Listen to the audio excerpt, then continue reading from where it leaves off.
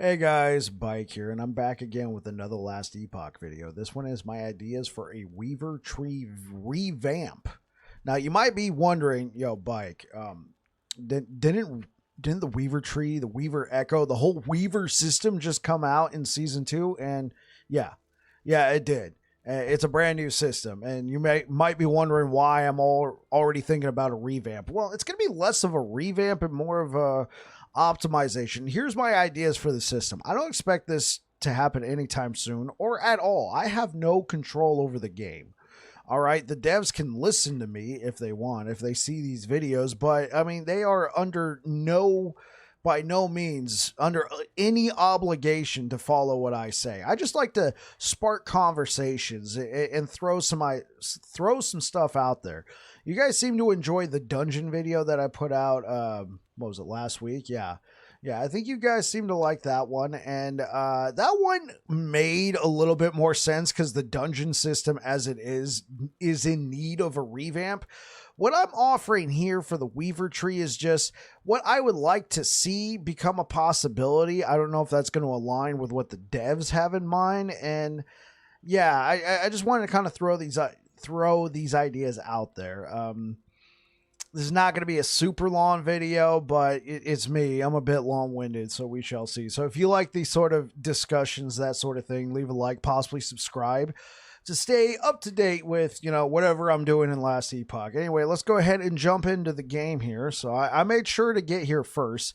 This is going to be less about, B-roll in the game and more just kind of showcasing my desires for the system and see if you guys agree with that. And if you guys have any ideas of your own, leave them in the comments down below. Okay, so let's start with the Weaver tree. Let's take a brief look at it. It's pretty vast. You can't put all your points in there. I'm going to say this. All right, when I first heard about the Weaver trees and how you could just absolutely customize your echoes, I got a little excited. I wanted to know, what level of determination, what level of juicing could we do with this? And then I saw in the Weaver tree, there are some juicing options here, all right? Like some good juicing options, like Fury and Fortune. All rare enemies are permanently enraged, but they drop additional runes and glyphs, that sort of thing. You can go up here, tombs and right here. Your tombs and cemeteries have increased monster pack size. Rare enemies inside. Well, this is more of a item juicing thing, which is absolutely fine. But there's a few juicing options in here. Mostly increased spawn rates of this or that. Namely these guys right here. But it became pretty apparent early on into the system that, while stuff like this could be good, you might be better off just taking nodes here and really investing into the imprinting nodes. So your entire tree was dictated by trying to make sure you took every single imprinting node, as they were very powerful.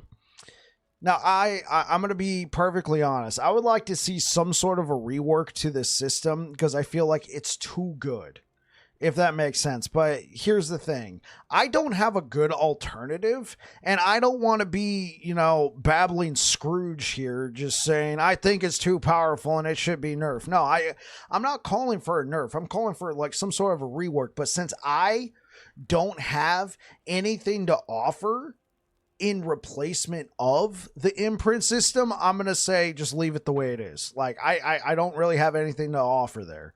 I don't want to poo-poo somebody else's game style. If this is what they want, they should get it. I'm talking about myself personally, if we could add some options here. So for the basis of this video, I understand some of the options that I might be asking for might call for a bit of a rework for the tree, but I don't want to just straight up just remove options like Weaver imprints. I want to add more juicing potential. Let's go into this one. This one I thought was going to be really cool, and then it was, but it became kind of bland because that was the only thing you could do. You take a Lostwood Folly, right? I remember thinking, oh, okay, cool, Lostwood Folly, and it affects stuff nearby. I'm like, oh, I could put this one, or I think I can even put another Lostwood. Now, this particular echo is going to get hit. As far as I'm aware of, this doesn't stack.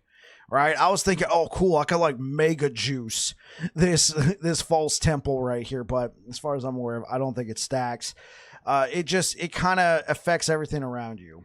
What if we took the juicing capabilities of Lostwood Folly, since it's pretty much best in slot, and just put it directly into your Weaver tree? What if it was an option you can just click, like all echoes or all Weaver echoes? I'm not entirely sure how far I'd want to take this. Again, I would want to point out, even though I am a Last Epoch content creator, I have no say in the game whatsoever, other than YouTube videos like this. So if these are ideas you don't like, feel free to sound off in the comments down below. Let everybody else see your opinions as well. If you think the Weaver tree is great, go ahead and say it. I'm not calling to, poo-poo on anybody's, good times here. I just wanted to, again, throw out some other ideas. So I really like the idea of, not necessarily pushing corruption, but just kind of juicing a little bit, having a little bit more player agency in that matter. And this system, while, yeah, it's probably the best in slot, it is kind of boring. Lostwood Folly, whatever echoes you want to run. Lostwood Folly, whatever echoes you want to run. Blah, blah, blah, blah, blah, blah, blah. I mean, at this point, can we just, again, make it a node in the Weaver tree? I feel like that would be the first step. And I think more options like Fury and Fortune, right? Like, this is cool. Obviously, you can take these options and then take Fury and Fortune. I feel like that's a start towards juicing. What if we had like do you guys remember beta? Not all of you remember beta, but you remember how long the modifiers on echoes would last, for those who aren't aware here. Let's go here. Normal modifiers, right? Normal modifiers give you some random, well, that one doesn't count. I do a lot of woven echoes, right? So that's why I'm kind of thinking this system would be good for affecting only woven echoes. That way we can just leave regular echoes the way they are. But if you remember in beta, these modifiers would last a long time. It was actually a major pain point. I was not sad to see them go, because that was the only way to engage with monoliths at the time, right? Juicing's cool and all, but some of these monolith modifiers can be, kind of painful. Some of them were not painful at all, depending on your build. Some of them bricked your build, right? So the way you would just kind of go about pathing, doing old school modifiers, was be like, oh, is this gonna brick my build? No. Okay, cool. I'm gonna go over here. Oh, I got too many modifiers. Look for a beacon. We need to try and cleanse some of these. The system I'm proposing, if we take a look at current Weaver, if we look at current Weaver echoes, the vast majority of all these modifiers are increased health and damage. That's a little boring.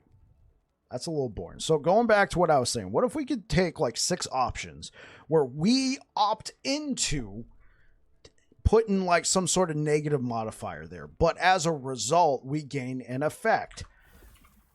Going back to the Weaver tree, in this case, all enemies are enraged, but they drop additional runes and glyphs. The idea I'm suggesting is, what if we had like a scaling modifier, right? Like critical strike avoidance. Some, all enemies have 15% critical strike avoidance, but you gain idle drop chance. Now, I'm not calling for that one specifically to be put in, because I really do hate critical strike avoidance, unless I'm running like a dot build. If I'm running Judgment Paladin, sure, I'll take that one all day. But you see what I'm saying? Like, there's some player agency there. There's some like, ooh, what could I cook up here to, give myself some better drops, but also take on some, I could build my own risk reward profile, if that makes sense. I think this is also a great system for one of the chief complaints I see a lot from other people is the game gets interesting, but only after you push corruption, and pushing corruption can be kind of tedious, especially on your first character. And, you're just kind of you're trying to go through monoliths. You're trying to build stability as fast as possible to push corruption, because once you push corruption, you're getting to some of those better rewards even faster. What if we can juice pretty early on and allow us to get some of this, difficulty spike early on without having to push corruption? I feel like this could be a cool thing. Now, I I do see a potential pitfall here. This could muddy the waters, right, of what corruption is. I did 750 corruption. Oh, really? Well, how many modifiers were you running? So you're doing baby 750 corruption. Like, I get it, right? Oh, I'm doing 1200 corruption thumbnail, yeah. And you like click on the video and you realize he's running no modifiers. Like, I get it. It will muddy the waters a little bit, but at the end of the day, it's about player fun and player agency, and I would personally like to see a little bit more juicing as opposed to increased chance to drop whatever. These, like I said, are mandatory, and since I don't have a good system to replace them, I say leave them in the game. If you guys have any ideas on that, go ahead and sound off. Like I said, I don't want to poo-poo on anybody's fun. Also this, I feel like we end up doing the loot lizards if especially if you don't have as much time, only because they give so much items. But what if instead of having, guaranteed unique item drop rate, what if I had 30% increase item drop rate, unique item drop rate, and it's not the blessing. Like, I understand the blessing's already in the game, but it's, choose this, right? I know some people might say, well, hey, there's blessings in the game. That's cool. You can double juice, right? But, what if I could choose this blessing that all enemies have a dodge chance? I don't know. That one's not perfect. Maybe they should honestly, they should probably cook up some new modifiers in that regard. But they got this, but I get that. Is that worth it to me? I mean, at the moment, probably not if this option's in the game. Like, well, why would I do that when I can just spawn a loot lizard, kill it, and then it drops me a unique item guaranteed? You know what I'm saying?